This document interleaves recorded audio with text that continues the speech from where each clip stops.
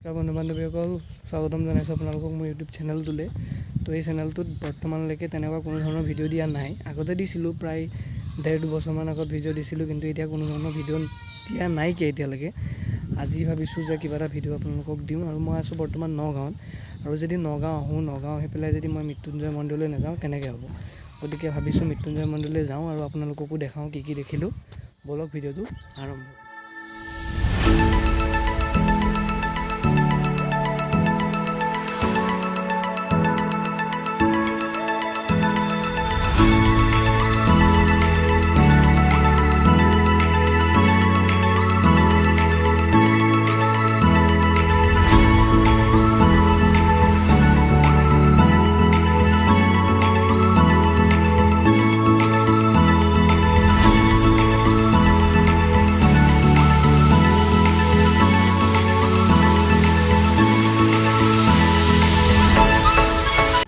আৰু এতিয়া আমি পালোহি বহমপুৰ, আৰু এই ৰাস্তাটোদি গৈ পেলাই লেফ্ট ছাইড এটা টাৰ্ণিং আছে, আৰু সেই টাৰ্ণিংটোদি যদি আমি যাওঁ গ'লে আমি পামগৈ মৃত্যুঞ্জয় মন্দিৰ।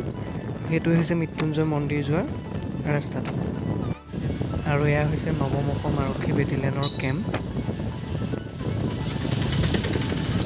অলপ আগত কৈছিলোঁ যে হাই ৰোডৰ পৰা লেফ্ট ছাইডে এটা ৰাস্তা আছে, আৰু এইটো হৈছে সেই ৰাস্তাটো যিটোদি আমি চিধা যদি যাওঁ গ'লে আমি মৃত্যুঞ্জয় টেম্পল পামগৈ।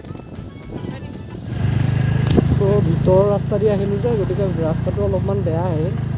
ৰাস্তাটো আপোনালোকে হয়তো দেখি আছে, গাঁত গোট আছে, আৰু ধুনীয়া পথাৰৰ মাজে মাজে আমি আহিছোঁ। এইফালে ছাইডত চাওক পথাৰ আছে। একশ্যন কেমেৰা নাইকিয়া, মোবাইলেদিয়ে বনাই আছোঁ কাৰণে এটা হাতে চলাইছোঁ আৰু এটা হাতে মোবাইলটো ধৰি আছোঁ। অকণ প্ৰায় ওচৰ চাপিছোঁহি মৃত্যুঞ্জয় মন্দিৰৰ এই ভাগ মৃত্যুঞ্জয় মন্দিৰ ইয়াৰ পৰা দেখাই দিছোঁ। চাওক কি ধুনীয়া। বৰ্তমান ক'ভিডৰ কাৰণে দোকান বজাৰবিলাক ইমান খোলা নাইকিয়া। বৰ্তমান বাজিছে 4:01 হৈছে দেখা পাইছে।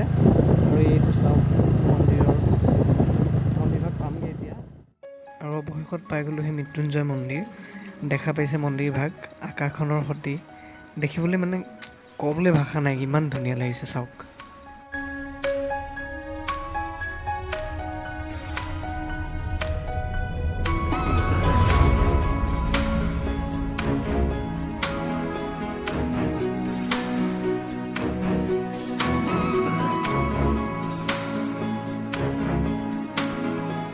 আৰু সেয়া দেখিব পাইছেনে আপোনালোকে, মন্দিৰ ভাগত মানে মাজতে হোৱা ভূমিকম্পৰ ফলত ফাট মেলিছিলে।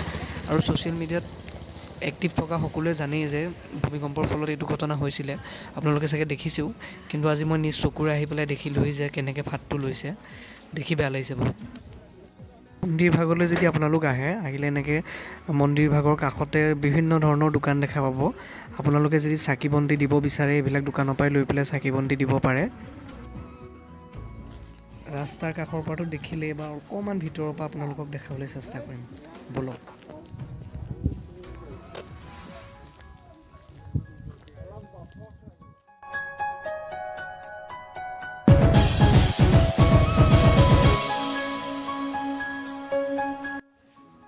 বৰ্তমান ক'ভিডৰ কাৰণে মন্দিৰ ভাগৰ ভিতৰলৈ যাবলৈ দিয়া নাইকিয়া। ভক্তসকলে আহি ইয়াতে চাকি বন্তি জ্বলোৱাৰ তেওঁলোকে ব্যৱস্থা কৰি দিছে।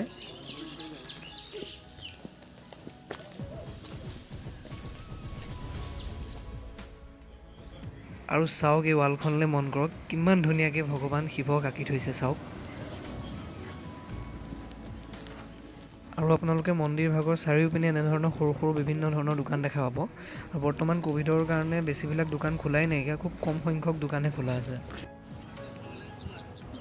আৰু দেখা পালোঁ বৰ্তমান এইখন প্ৰৱেশদ্বাৰো বন্ধ কৰি ৰাখিছে তেওঁলোকে ক'ভিডৰ কাৰণে। আৰু আপোনালোকে চাৰিওফালে ইয়াত বিভিন্ন ধৰণৰ দোকান দেখা পাব। মই আপোনালোকক ক'লোৱেই এইখন এখন তাৰে দোকান। ভোক লাগিলে ৰুটি পৰঠা ইয়াতে খাই ল'ব আপোনালোকে।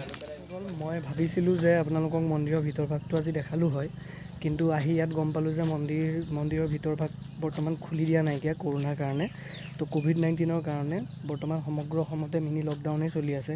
কিছু ডিষ্ট্ৰিক্ট হয়তো টোটেল কণ্টেইনমেণ্ট জ'ন হিচাপেও ঘোষণা কৰিছে।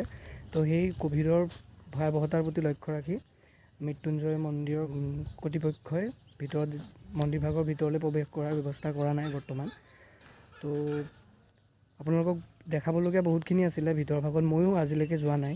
আগতে যেতিয়া প্ৰথম বনাই আছিলে তেতিয়া আহিছিলোঁ, কিন্তু তাৰপিছত মই এইবাৰে প্ৰথম আহিছোঁ। মন্দিৰটো সম্পূৰ্ণ মানে নিৰ্মাণ কাৰ্য সম্পূৰ্ণ হোৱাৰ পিছত দ্বিতীয়বাৰ আহিছোঁ, কিন্তু ভিতৰত যাব দিয়া নাই বৰ্তমান। আৰু হয়তো লকডাউন যেতিয়া গোটেই অসমৰ পৰাই আঁতৰি যাব তেতিয়াহে চাগে মন্দিৰৰ ভিতৰ ভাগটো খুলি দিব। গতিকে আজিলৈ ভিডিঅ'টো ইমানেই আছিলে।